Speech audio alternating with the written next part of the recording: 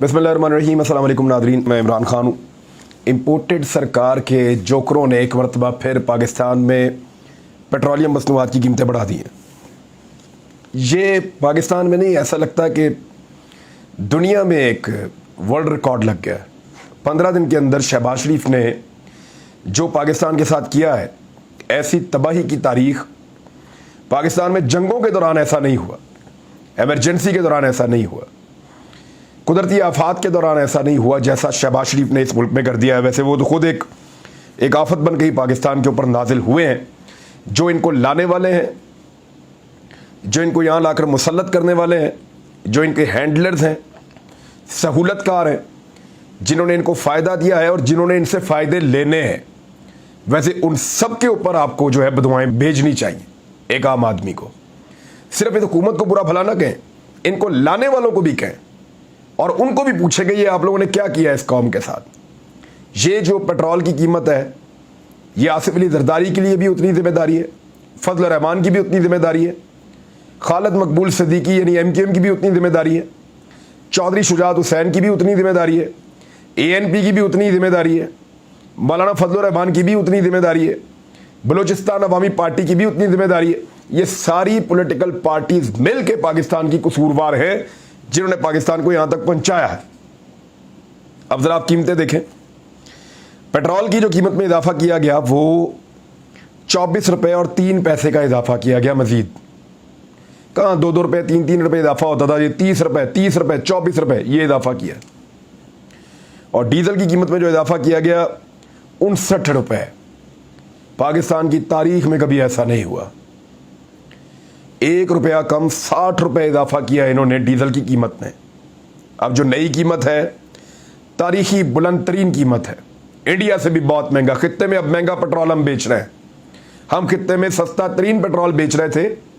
जब इमरान खान कहता था कि मैं खित्ते में सस्ता तरीन पेट्रोल बेच रहा हूं, तो ये गालियां देते थे उसको, बदतमीजी करते थे उसके साथ। और आज ये जो पेट्रोल बेच रहे हैं इसका जवाब नहीं देते। और मीडिया तो आपको पता है कि मीडिया को इश्तिहारात मिल रहे हैं, मीडिया को ओहदे मिल रहे हैं, मीडिया को फ़ायदे मिल रहे हैं, मीडिया का मुंह जो है वो मोतियों के साथ भरा जा रहा है। और जो मीडिया बात नहीं मानता उनको धमकाया जा रहा है। उन नंबर से कॉल आती हैं जिनका नंबर ही नहीं होता। ये इमरान खान साहब ने भी कहा, अभी डराया जा रहा है मीडिया को, नौकरियों से निकलवाया जा रहा है, ऑफ एयर किया जा रहा है।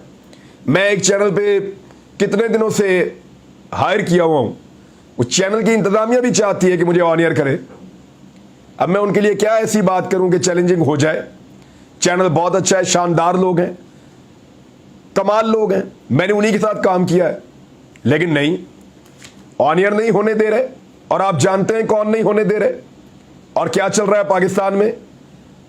यानी ये जिसकी लाठी उसकी भैंस, ऐसे चलेगा पाकिस्तान। तो फिर चलाइए, ऐसे ही चलाइए पाकिस्तान। हम सोशल मीडिया के ऊपर बात करेंगे और खुलकर बात करेंगे। पेट्रोल की जो नई कीमत है वो 234 रुपए लीटर हो गई है। इमरान खान 150 का बेच रहा था, बहुत महंगा था। 150 रुपए का पेट्रोल इमरान खान के दौर में बहुत महंगा था। फजल रहमान, आसिफ अली जरदारी, बिलावल, मरियम और हमजा, शहबाज शरीफ, नवाज शरीफ सब गालियां देते थे कि 150 रुपए का पेट्रोल, तोबा तोबा तोबा तोबा, इतना महंगा पेट्रोल।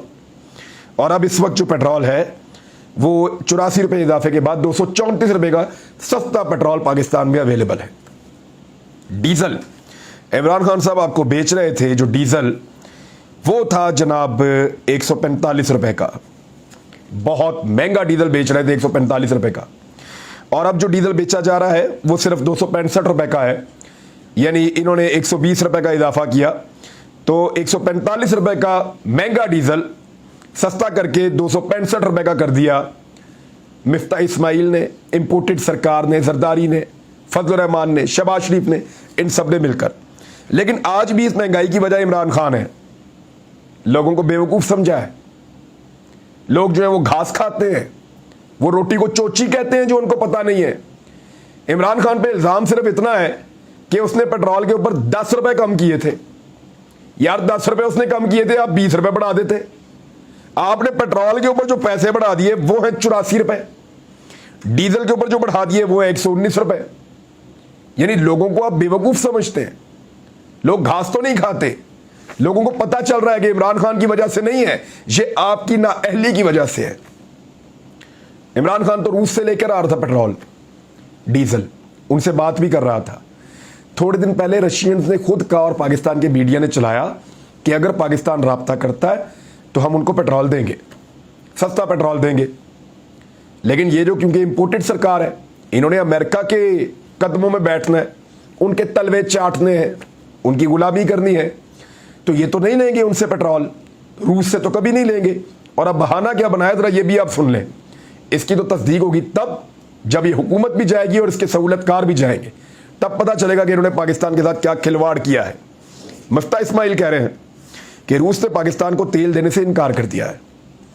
सस्ता मिल रहा था तेल तो इमरान खान ले लेता, वो तो लेने वाला था, आपने तो उसको हुकूमत ही नहीं करने दी।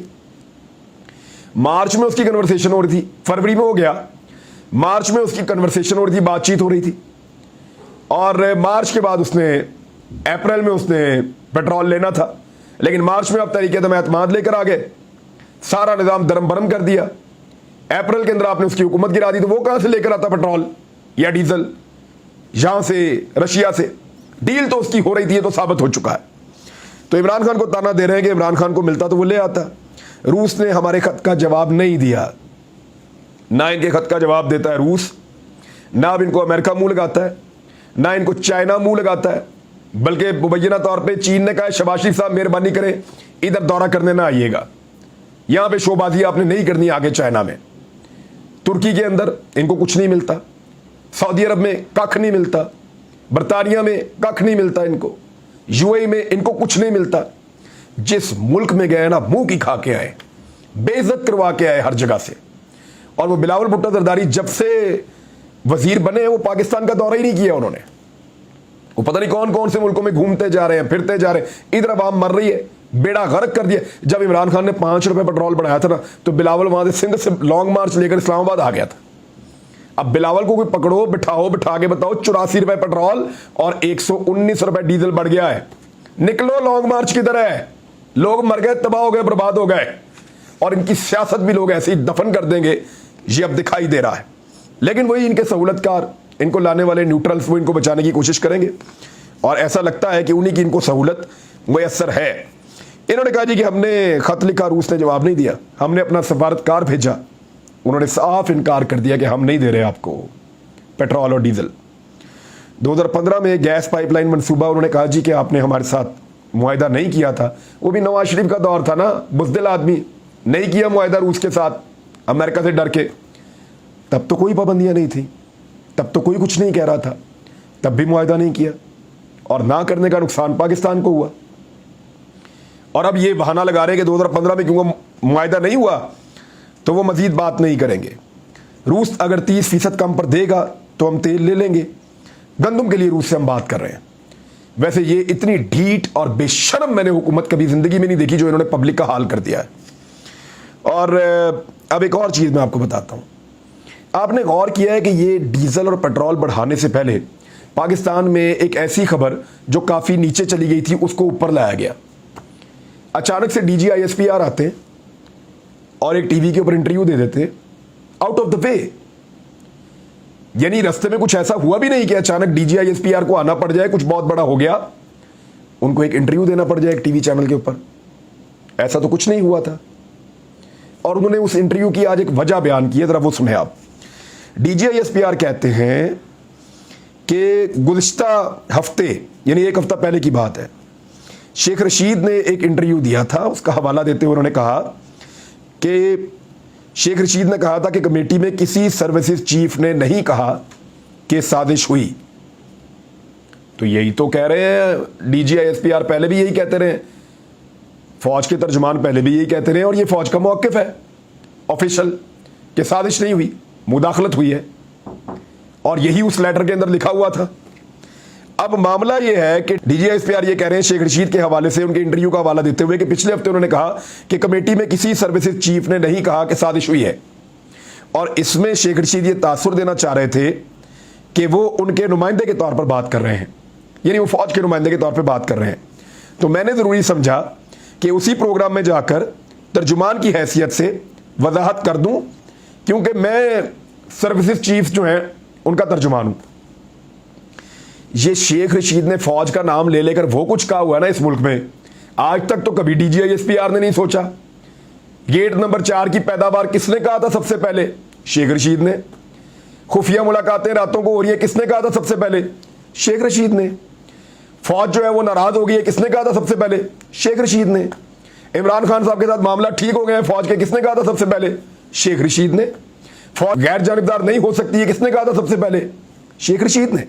तो शेख रशीद ने इससे ज्यादा खौफनाक जो फौज के इमेज को इधर उधर कर सकते हैं या उसके ऊपर एक राय कायम कर सकते हैं, इस तरह के स्टेटमेंट तो 10 दर्जन दफा दिए हुए हैं। पहले 100 से ज्यादा स्टेटमेंट मैं निकाल के दे देता हूं आपको, उस पर तो कभी DGISPR नहीं आए और आकर बात नहीं की। तो यहां शेख रशीद ने एक वो बात की जो खुद DGISPR कह रहे हैं। उन्होंने कहा जी मुझे लगा कि ये फौज का तर्जुमान बन रहा है तो मैं आगे खुद तर्जुमानी कर दूं। बात उसने भी वही की, DGISPR ने भी आके वही बात की। तो बात करने का फायदा क्या था? एक्चुअली मुझे ऐसा लगता है, मेरा ये एनालिसिस है कि एक गड़ा मुद्दा जो है उसको दोबारा से खड़ा किया गया है और एक हवा बनाएगी कि एक नई बहस हो जाए मुल्क में, और उस बहस का फिर फायदा उठाया इंपोर्टेड सरकार ने, क्योंकि बहस तो बन चुकी थी मुल्क के अंदर। मैं ये नहीं कह रहा कि ये सारे मिले हुए हैं और इस तरह से है, लेकिन इसका फायदा तो हुआ है। अब मरियम नवाज की मीडिया मैनेजमेंट तो फिर ऐसे ही है। मरियम नवाज कहती हैं कि फौजियों की मुराद वापस होनी चाहिए, वो वापस हो जाती हैं। मरियम नवाज की मीडिया मैनेजमेंट बहुत कमाल है। तो मरियम नवाज के मीडिया मैनेजमेंट को अगर आप देखें तो ये एक बेहतरीन मैनेजमेंट हो सकती है कि जब सारे लोग बात कर रहे हैं साजिश या मुदाखलत, वही मामला दोबारा खड़ा हो गया तो उस वक्त पेट्रोल की कीमत को धक्का लगा दो, डीजल की कीमत बढ़ा दो, तारीख की बुलंद तरीन सतह पे इन चीज़ों को ले जाओ ताकि लोगों की तवज्जो कहीं और लगी रहे। अब DGISPR ने इस पर भी बात की है, साजिश पे या मुदाखलत पे। इन्होंने जो जुल्म किया पाकिस्तान के साथ, जरा मैं थोड़ा सा आपको बता दूं। पेट्रोल में इन्होंने 60 दिनों के अंदर 2 महीने में हुकूमत बनी इनकी 84 रुपए का इजाफा, डीजल में 119 रुपए का इजाफा, बिजली में 13 रुपए का इजाफा, फी यूनिट कह रहा हूं मैं, ये 20-20, 25-25 हज़ार बिल ज्यादा आएगा नॉर्मल लोगों का, और गैस में 45% का इजाफा, यानी बहुत महंगी गैस है। अब महंगाई जो है वो 25% पे ऑलरेडी पहुंच चुकी है, और अब जो नेक्स्ट मंथ आएगा इन चीज़ों के बाद 30% या इससे ऊपर महंगाई जाने वाली है। ज़हनी तौर पे तैयार रहें, आम आदमी को तो ये तबाह कर देंगे। चावल 50 रुपए किलो बढ़ चुके हैं, घी 230 रुपए किलो बढ़ चुका है, और बाकी सारी चीज़ें भी आपके सामने, मैं आपको क्या क्या गिनवाऊं। तो ये हालत इन्होंने पाकिस्तान की कर दी है। अब DGISPR साजिश और मुदाखलत पे क्या कहते हैं, जरा उस पर आ जाए। उन्होंने कहा कि नेशनल सिक्योरिटी का मसला था, इसलिए नेशनल सिक्योरिटी कमेटी में सर्विसेज चीफ्स को बुलवाया गया था। इसमें सर्विसेज चीफ और DGISI ने अपनी इनपुट लेकर जाते हैं, वो राय नहीं होती। ये कहा गया, आज किसी ने कहा कि उनकी राय है। बताना चाहता हूं राय नहीं है, इंटेलिजेंस बेस्ड इंफॉर्मेशन थी। मैंने कल कहा था कि इंफॉर्मेशन हो सकती है, राय हो सकती है, लेकिन फैसला नहीं आप सुना सकते, फैसला नहीं हो सकता। मैंने कल ये कहा था फैसला नहीं हो सकता, और फैक्ट्स को देखकर ये इनपुट दी गई। इस बुनियाद पर लफ्ज़ एलामिये के अंदर जो साजिश का है वो शामिल नहीं किया गया। DGISPR के मुताबिक उन्होंने ये कहा कि अगर जुडिशल कमीशन बनाया जाए तो हमें कोई एतराज़ नहीं है, मुकम्मल ताउन करेंगे। और हुकूमत के पास पहले भी ये ऑप्शन था, अब जो हुकूमत है उसके पास भी ऑप्शन है। मैंने कोई सियासी बयान नहीं दिया, मैं सर्विसेज चीफ का तर्जुमान हूँ। कमेटी में वादे कर दिया था कि साजिश के कोई सबूत नहीं मिले। ज़रूरी नहीं है कि आपकी कमेटी की जो रिपोर्ट है वो बिल्कुल ठीक हो, ज़रूरी नहीं है। बहुत सारी रिपोर्टें गलत बन जाती हैं, बहुत सारी इंफॉर्मेशन बाद वक़्त गलत आती है, बहुत सारी असेसमेंट्स बाद वक़्त गलत हो जाती हैं। लेकिन जब एक जुडिशल कमीशन बनता है, तमाम पहलुओं को देखा जाता है, जो लोग इसके अंदर काम करते हैं, जब वो सारे शवाहिद को देखते हैं तो नई चीज़ें निकलती हैं, बहुत सारा कुछ सामने आता है। अब इसमें श्री मज़ारी साहबा एक बात कह रही हैं, वो ये कह रही हैं कि DGISPR के मुताबिक मुदाखलत डिप्लोमेटिक लफ्ज़ है। मैं वादे कर दूं कि ये डिप्लोमेटिक लफ्ज़ नहीं है। हमने फिर डिमार्च क्यों दिया, न जाने फौजी तर्जुमान कौन सी डिक्शनरी देखते हैं, ये श्री मज़ारी ने कहा है, और इमरान खान साहब ने इसका एक जवाब दिया है। मैं वो जवाब आपके सामने रख देता हूं। उन्होंने कहा कि क्या पाक फौज के तर्जुमान ये फैसला करेंगे कि साजिश थी या नहीं थी। उनका ये नुक्ता नज़र हो सकता है, फैसला नहीं हो सकता। कहते हैं कि मुदाखलत हुई, तो फैसला कौन करेगा कि मुदाखलत हुई या नहीं हुई? सुप्रीम कोर्ट को चाहिए जुडिशल कमीशन बनाए और तहकीकात कराए। हमारा मुतालबा खुली समाअत करवा लें, पता चल जाएगा कि मुदाखलत हुई है या नहीं हुई। जो साजिश हुई उससे हमारी कौम जिंदा हो गई है। सोशल मीडिया वालों को धमकियां मिल रही हैं, वहां से कॉलें आ रही हैं, जिसका नंबर नहीं होता उन नंबरों से कॉलें आ रही हैं जिसका नंबर नहीं होता। आप चाहें भी तो चीज़ें अब दब नहीं सकेंगी। हमें डर है कि मुल्क इतना कमज़ोर ना कर दें कि हमारी आज़ादी मुतासर हो।